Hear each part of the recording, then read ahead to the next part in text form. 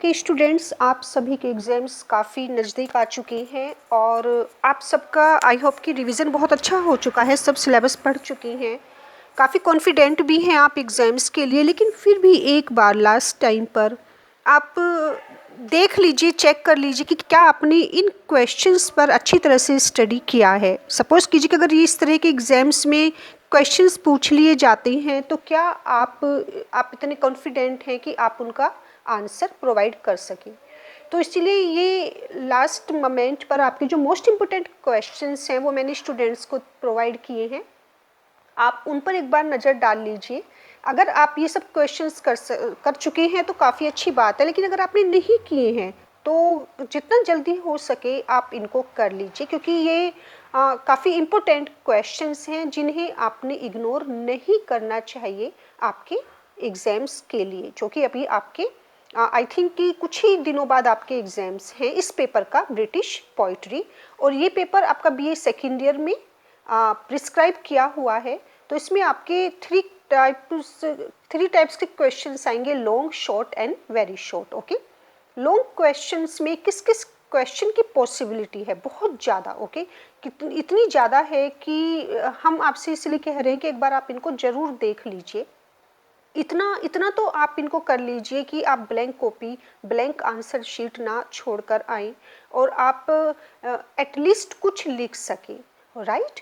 तो long questions में Thomas Gray as a transitional poet, ये भी आ सकता है Thomas Gray as a poet, और ये भी पूछा जा सकता है एज अ ट्रांजिशनल पोएट। क्योंकि अगर ये आता है Thomas Gray as a poet तो देखिए वो किस तरह की पोएट रही हैं, राइट। वो कौन से इरा को बिलोंग करते हैं, प्री रोमांटिक। वो प्री रोमांटिक रही हैं, तो ये वर्ड भी आ सकता है प्री रोमांटिक पोएट। तो प्री रोमांटिक आपका सेम यही रहेगा, that he had been a transitional poet. Okay, critical appreciation आपसे पूछा जा सकता है उनकी पोएम का, elegy written in a country churchyard.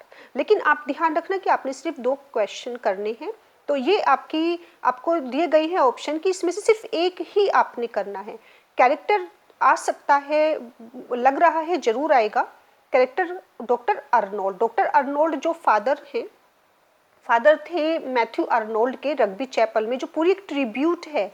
Rugby chapel पूरी बेस्ड है किस पर, डॉक्टर अर्नोल्ड पर। तो डॉक्टर अर्नोल्ड फादर हैं मैथ्यू अर्नोल्ड के, तो उन पर पूरा कैरेक्टर आ सकता है, कैरेक्टर ऑफ डॉक्टर अर्नोल्ड। आप देख लीजिए कि आपने स्टडी किया है या नहीं किया है। और टेनिसन पर तो जरूर क्वेश्चन आएगा, टेनिसन एज अ पोएट और Tennyson as a Victorian poet, right. Language change हो सकती है लेकिन क्वेश्चन जरूर आएगा टेनिसन पर। यह भी आ सकता है Tennyson as a representative poet of Victorian period, और Tennyson represented Victorian era in his poems, right. तो इसीलिए Tennyson as a Victorian poet, आप अगर इस क्वेश्चन को कर लेते हैं एज अ रिप्रेजेंटेटिव पोएट तो आपका कंप्लीट हो जाएगा। और आपने एग्जाम्पल उसी के देने हैं जो भी उनकी प्रिस्क्राइब्ड पोएम्स हैं आपके सिलेबस में। कैरेक्टर जरूर करना है आपने किसका, यूलिसेस का। Okay, character of Ulysses. And the last one is most important, dramatic monologue. Related to dramatic monologue, Robert Browning as a poet of dramatic monologue. अब देखिए आपकी सिलेबस में 2 पोएम दी गई हैं रॉबर्ट ब्राउनिंग की, rabbi ben Ezra and the last ride together. Okay, दोनों ही poem क्या हैं, ड्रामेटिक मोनोलॉग है।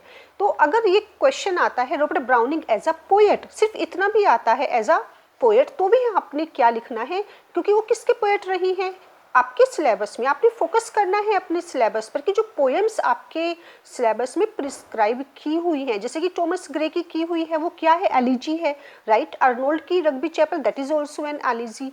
तो रॉबर्ट ब्राउनिंग के आपकी जो पोएम्स प्रिस्क्राइब की गई हैं वो दोनों ही ड्रामेटिक मोनोलॉग हैं। तो वो किस तरह के पोएट रही हैं, ओके तो आपने लिखना है as a poet of dramatic monologue. और ये पूरा क्वेश्चन भी एज इट इज अगर आता है तो आपने यहाँ पर एग्जांपल देनी है। First of all you will tell about what is dramatic monologue. ये ध्यान रखना कि अगर इस तरह का क्वेश्चन आता है तो सबसे पहले आप ये बताएंगे व्हाट इज ड्रामेटिक मोनोलॉग। उसके बाद फिर आप बताएंगे कि रॉबर्ट ब्राउनिंग की दोनों पोएम को आपने मेंशन करना है। कोटेशंस आप ले सकते हैं अगर आपको याद है, रेबीबैन एजरा की, द लास्ट राइड टुगेदर की। बहुत ही अच्छी बात होगी कि अगर आप बल्कि कहें कि बेस्ट होगा अगर आप लॉन्ग क्वेश्चन में 3, 4, 5 ओके, जितना भी आप लर्न कर सकते हैं, ज़्यादा लेंथी नहीं, जितना भी टू लाइन्स भी अगर आप कोटेशन की लिख रही हैं तो बहुत अच्छी होंगी। और मैं आपको सजेस्ट करूंगी सभी स्टूडेंट्स को कि हेडिंग एंड कोटेशन जरूर ले। कोटेशन कुछ स्टूडेंट्स ये डिसाइड नहीं कर पाते कि किस तरह की लाइंस ले, तो वो लाइंस लीजिए जो उनको रिप्रेजेंट कर रही है, जो उनकी पूरी पर्सनालिटी को, उनकी पूरी पोएम को रिप्रेजेंट कर रही है, जो काफ़ी फेमस हैं, वेल नोन है। और जैसे ही आप उनको मेंशन करते हैं तो हमें उनके बारे में सब पता चल जाता है। जैसे कि देखिए Robert Browning, welcome each rebuff, the best is yet to be, who knows what is fit for us. तो ये जरूरी नहीं है कि कोटेशन हम काफ़ी लेंथी ले, 4, 5, 6 लाइन्स के लिए, नो, इवन फ्यू वर्ड्स, आप कुछ वर्ड्स भी ले सकते हैं। Who knows what is fit for us, Robert Browning ने कहा है ना, लास्ट राइड टुगेदर में, याद कीजिए आप, या आप एक बार देख लेना टेक्स्ट को, क्योंकि आजकल स्टूडेंट्स ने आई डोंट नो वाई लेकिन टेक्स्ट पढ़ना बिल्कुल बंद कर दिया है, जो गलत बात है। तो आप वो कुछ जो वेल नोन लाइन्स हैं उन्हें आप ज़रूर लीजिए, और जो भी क्वेश्चन आता है वहाँ पर आप उसे मेंशन कर दीजिए, राइट।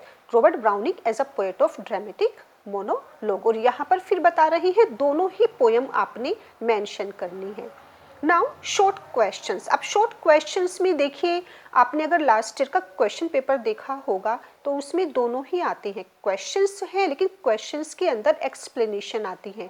एक्सप्लेनेशन ना तो हमारी इस सेक्शन में आएंगी लॉन्ग में, ना ही वेरी शॉर्ट में आएंगी। तो एग्जामिनर क्या करता है, वो चाहता है, वो क्यों देते हैं एक्सप्लेनेशन, जैसे मैंने अभी आपको ऊपर बताया कि स्टूडेंट्स ने टेक्स्ट पढ़ना बंद कर दिया है, और काफ़ी टीचर्स गलत करते हैं कि वो भी क्लास में टेक्स्ट को इग्नोर करते हैं, हरीडली पढ़ाते हैं या नहीं पढ़ाते हैं। तो वो भी गलत है, दोनों ही तरफ से गलत है, क्योंकि क्लास में टेक्स्ट को ज़रूर बच्चों को पढ़ाना चाहिए। और टीचर्स कहते हैं कि क्योंकि स्टूडेंट्स नहीं पढ़ते तो वो इसलिए उनको नहीं पढ़ाते, लेकिन ये I am not agree with this, okay. तो शॉर्ट क्वेश्चंस में यही रीज़न है कि एक्सप्लेनेशंस रखी गई हैं कि कम से कम एटलीस्ट बच्चा देखे तो सही, स्टूडेंट्स कुछ लाइंस देखे तो, कि इतने अच्छे पोएट्स हैं, उन्होंने इतनी पॉपुलैरिटी अगर उनको मिली है, आज भी अगर हम उनको पढ़ रहे हैं तो क्या रीज़न है, ऐसा क्या उन्होंने लिखा है। तो कम से कम स्टूडेंट्स क्या करें, इसके बहाने वो कुछ लाइंस टेक्स्ट की देख लेता है या पढ़ लेता है।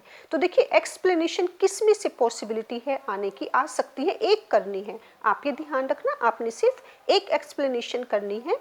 जैसे कि John Keats, okay, John Keats की दोनों पोएम बहुत अच्छी है, दोनों ही पोएम वेल नोन है, लेकिन जो मोस्ट इम्पोर्टेंट पोएम है कीट्स की वो है ode to a nightingale, okay. तो आप एक बार आप हल्का सा जो इम्पोर्टेंट लाइंस है, जो इम्पोर्टेंट स्टेंजास हैं, उन पर जरूर नज़र डालेंगे जॉन कीट्स की ओड टू अ नाइटिंगेल, कि क्या पता आपकी 2-3 लाइंस कहाँ से आ जाएं। तो मैं ये नहीं कहूँगी मैंने यहाँ पर क्यों कुछ लाइंस मेंशन नहीं की, because it is really very difficult to tell that what lines are important for the explanation, each and every line. जब हम पर्सनली पढ़ते हैं जॉन कीट्स को तो एक एक लाइन में इतना पेन है, इतना दर्द है जॉन कीट्स की, कि ये कहना मुश्किल हो जाता है कि ये लाइन इम्पोर्टेंट है या ये नहीं है। क्योंकि अगर हम भी आज क्वेश्चन पेपर बनाने बैठे तो हम खुद नहीं बता सकते कि कौन सी लाइन लास्ट मोमेंट पे हम एग्ज़ाम में बच्चों को दे सकते हैं।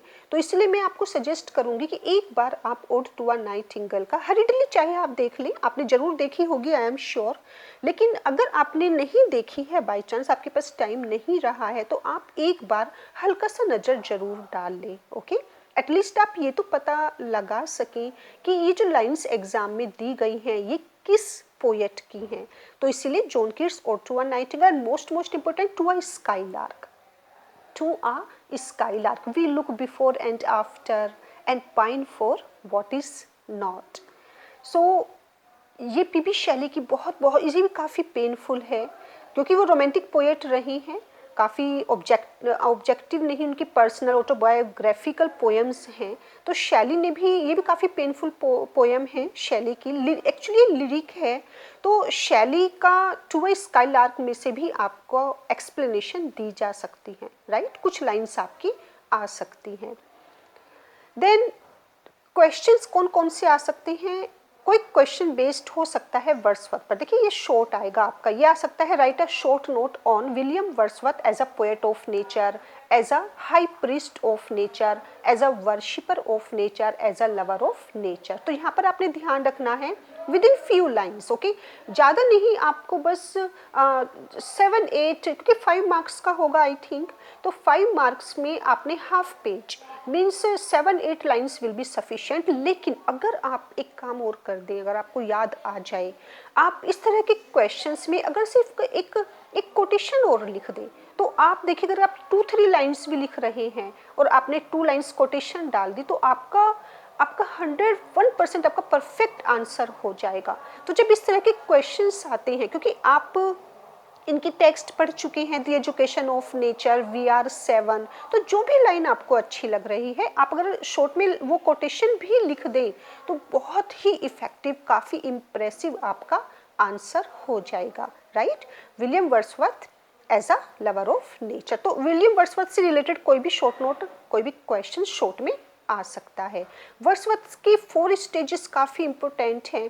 His 4 stages Wordsworth's love for nature. तो वो 4 स्टेजेस आपसे पूछी जा सकती हैं कि वो कौन कौन सी स्टेजेस रही हैं। कितनी बार ऐसा होता है कि ये क्वेश्चन या ये वाले पोएट आपके हैं तो शॉर्ट क्वेश्चन में, इस यूनिट में है, शॉर्ट यूनिट में है, लेकिन फिर भी एग्जामिनर वेरी शॉर्ट में भी पूछ लेता है, write down the name of the 4 stages, okay. तो आपने सिर्फ उन 4 स्टेजेस को बताना है। तो अगर किसी स्टूडेंट ने ये स्टेजेस नहीं देखी हैं जो बहुत ही इंपॉर्टेंट हैं, तो एक बार आप जरूर देख लेना कि वो कौन कौन सी 4 स्टेजेस हैं विलियम वर्ड्सवर्थ की, जो मेंशन करती हैं, जो प्रेजेंट करती हैं, शो करती हैं उनके लव को, लव फॉर नेचर, राइट। अब देखिए कीट्स, ये तो जनरली सभी को पता है as a romantic poet, oh write a short note on John Keats. लेकिन यहाँ पर ये वर्ड हमने क्यों लिए हैं, 5 सेंसेस और सेंसुअसनेस, क्योंकि अगर आपने कीट्स को आप जानते हैं, आपने पढ़ा है, और एंड यू आर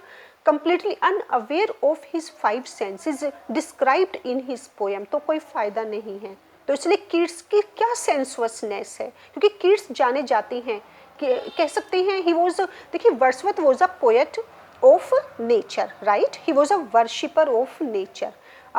लेकिन कीट्स किसकी पूजा की उन्होंने, वो किसके लवर रही हैं, किसको उन्होंने वर्शिप किया है, किसके प्रीस्ट रही है, beauty. Keats was a poet or a worshipper of beauty। तो जब ये भी क्वेश्चन आ जाता है, एक लाइन भी आ सकती है, a thing of joy, okay, in this वजह से आ जाता है आपका कि जो किड्स की बहुत ज़्यादा फेमस लाइंस हैं वो भी आपसे पूछ ली जा सकती है। तो यहाँ पर सेंसुअसनेस या 5 सेंसेस देख लेना, कौन कौन से 5 सेंसेस होते हैं। A thing of beauty is a joy for ever. तो वेरी शॉर्ट में ये लाइन आ सकती है कि ये किसने कहा, quote, that was John Keats and Shelley, क्योंकि आपकी ये काफ़ी फेमस पोएम है टू आई स्काई लार्क, और ये एक लिरिक है, ये इतनी वेल नोन पोएम है जो प्रेजेंट करती है पीबी शैली को एज अ लिरिसिस्ट। तो ये भी आ सकता है PB Shelley as a lyricist write a short note. बस ये ध्यान रखना कि आपने काफ़ी फ्यूएस्ट वर्ड्स में, ओके, काफ़ी कम लाइंस में आपने अपना आंसर देना है विदाउट वेस्टिंग योर टाइम, क्योंकि कोई बेनिफिट नहीं होगा अगर आप ज़्यादा लेंथी क्वेश्चन बनाते हैं। टाइम का आपने बहुत अच्छी तरह से ध्यान रखना है। गुड। तो ये शॉर्ट क्वेश्चंस में आपके 2 सेक्शन में हमने इसको डिवाइड किया है, एक्सप्लेनेशन एंड क्वेश्चंस। अब देखिए there is no limit of very short question, very short में तो कुछ भी आ सकता है, काफ़ी डिफ़िकल्ट हो जाता है आपको सारे क्वेश्चंस बताना, लेकिन फिर भी ये इतना इजी होता है कि अगर आप अपने सारे सिलेबस को कवर कर लेते हैं बिना किसी डिफ़िकल्टी के, टेंशन के, अगर आप पूरे साल पढ़ रहे हैं और आपने देखा है, आपको ये पता है जो भी आपकी यूनिट में, फर्स्ट यूनिट में टॉपिक्स दिए गए हैं, lyric, sonnet, elegy, ballad, dramatic monologue, this and that, तो अगर आप हल्का सा एक बेसिक उनका देख लेते हैं, then I am sure you will be able to answer very well in the exams. अब देखिए जैसे सपोज कीजिए अगर किसी बच्चे ने लिरिक पढ़ा है, ओके, आपकी फर्स्ट यूनिट में आपका ये फर्स्ट चैप्टर ही आपका दे दिया गया है, फर्स्ट दैट इज लिरिक। तो अगर किसी स्टूडेंट ने हल्का सा भी लिरिक पढ़ा है और एग्जाम में ये पूछ लिया जाता है व्हाट इज लायर, तो आप हो ही नहीं सकता कि आप उसका आंसर ना दें। तो ये एक एग्जाम्पल है और जैसे मैंने बताया बहुत सारे ऐसे वेरी शॉर्ट हैं, अगर मैं उनकी लिस्ट बनाने बैठूँ तो काफ़ी लेंदी हो जाएगी, आपका काफ़ी टाइम इस टाइम वेस्ट हो जाएगा और मैं आपको लास्ट मोमेंट पर जरा सा भी परप्लेक्स नहीं करना चाहती। ओके, व्हाट इज शेक्सपियर, बस आप ये देख लीजिए कि ये आपने क्वेश्चंस तैयार किए हैं या नहीं किए हैं, और अगर आ जाए इफ़, राइट, इफ़ बस आपने ये देखना कि अगर आ जाते हैं तो क्या आप आंसर दे पाएंगे। What is Shakespearean rhyme scheme? और write down the rhyme scheme of Shakespearean sonnet. इसमें अब देखिए राइम स्कीम शेक्सपियरियन भी पूछी जा सकती है और पेट्रार्चन भी आ सकती है। Write down the rhyme scheme of Petrarchan sonnet. Okay, तो ये देख लेना कि दोनों की राइम स्कीम में आप याद रखना। ये इस तरह से आ सकता है, give two examples of ode, example आ जाएंगे कि कोई आपसे ये नहीं पूछा जाएगा व्हाट इज ओड। ओके, ये तो बहुत ही सिंपल, लेकिन आपसे अगर ये पूछ लिया जाता है गिव और mention two examples of ode, तो क्या आप दे पाएंगे। एलिजी, एलिजी की एग्जाम्पल दीजिए। एलिजी तो आपके सिलेबस में है, तो आप ये देखना कि अगर ओड का एग्जाम्पल आपसे पूछा जाता है और ऐसे टाइम पर ये याद नहीं रखते हैं स्टूडेंट्स, और काफ़ी हम भी काफ़ी शॉक्ड होते हैं कि बच्चों के सिलेबस में दिए जाते हैं फिर भी वो एग्जाम्पल नहीं दे पाते।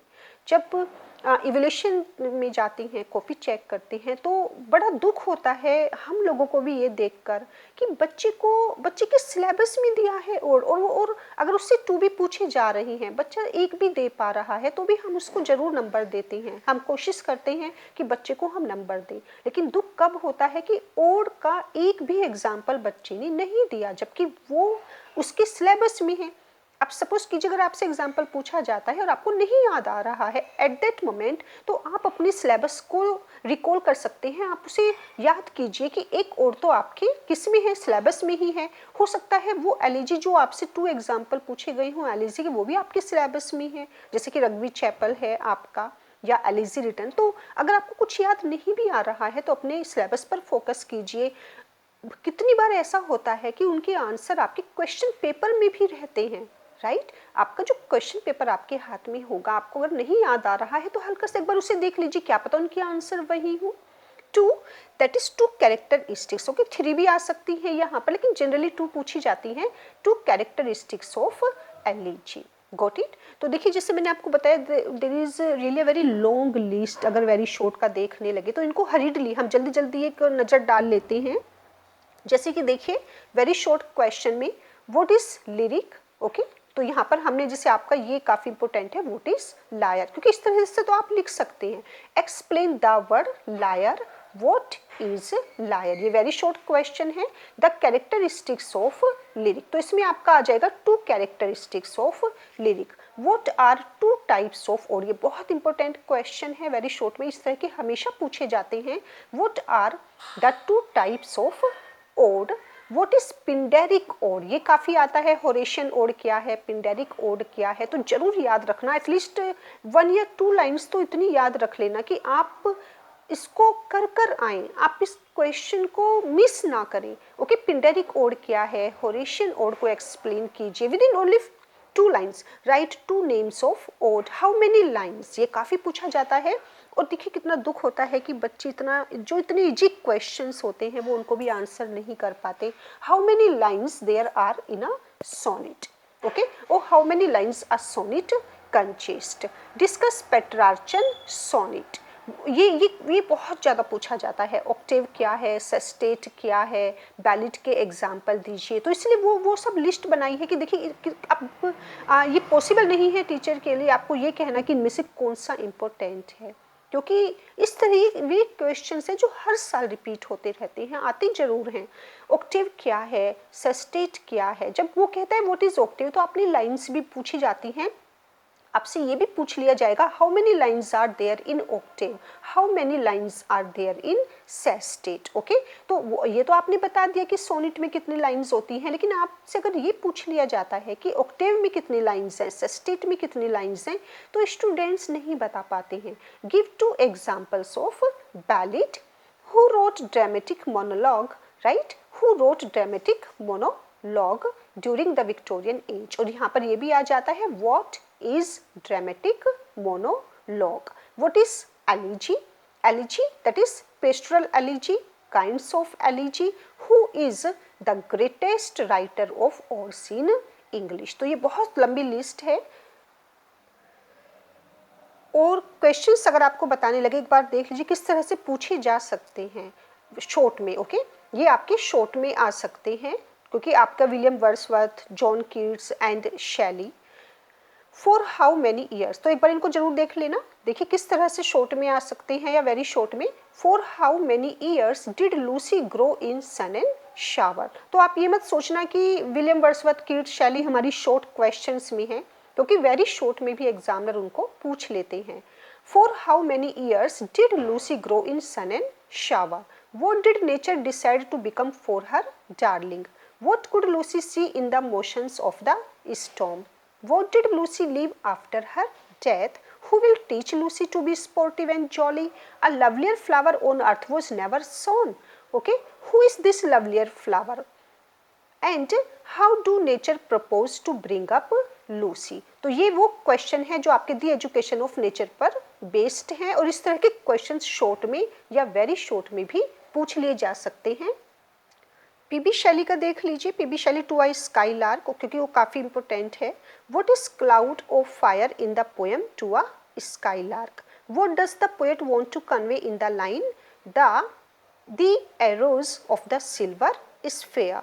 Who is azure sister? ये आपके सिलेबस में नहीं है, आपका सिलेबस में स्काई लार्क है। Where does the skylark pour its heart? What things are surpassed by the skylark's music? What did the bird not know in spite of loving? Who has called P.B. Shelley? Okay, ये बहुत ज़्यादा important है। Who has called P.B. Shelley as a perfect singing god? और short में ये भी आ सकता है Shelley as a perfect singing god. Who is chorus hymeneal in the poem to a sky lark? Okay, और जॉन कीट्स है जैसे आपका और टू अ नाइटिंगेल, तो उसमें देखिए किस तरह के क्वेश्चंस, ये काफ़ी इंपॉर्टेंट है, नहीं तो आप जरूर देख लेना। What is vintage? ओके, क्योंकि ये रिपीट होते हैं। विंटेज क्या है, हिपोक्रीन क्या है, रेक्विएम क्या है, रूथ, बैकस। बैकस तो इतना ज़्यादा इम्पोर्टेंट है कि शायद कोई स्टूडेंट हो जो इसके बारे में ना देखता हो ना पढ़ता हो, तो आप ये जरूर देख लेना कि बैकस किसे कहते हैं या कौन थे Bacchus. What is vintage? Where does Keats feel to have sunk after hearing the song of the nightingale? What kind of a poem is or to a nightingale? What did the bird not know? Who is Bacchus? What is the Provençal, that is Provençal song? What is a requiem? Who is Hippocrene and who is Ruth? Right? तो ये कोई limit नहीं है, लेकिन फिर भी आप एक बार नज़र डाल लेंगे क्योंकि एक एक आपके लिए एक एक कह सकते हैं कि नंबर काफ़ी कीमती है, एक एक सेकंड कीमती है इस टाइम। तो हल्की सी नज़र आप डालेंगे, आपका ज़्यादा टाइम भी वेस्ट नहीं होगा और आप इतने कॉन्फिडेंट रहेंगे कि एग्जाम में किसी भी तरह के क्वेश्चंस पूछे जाएंगे, you will be able to answer very well.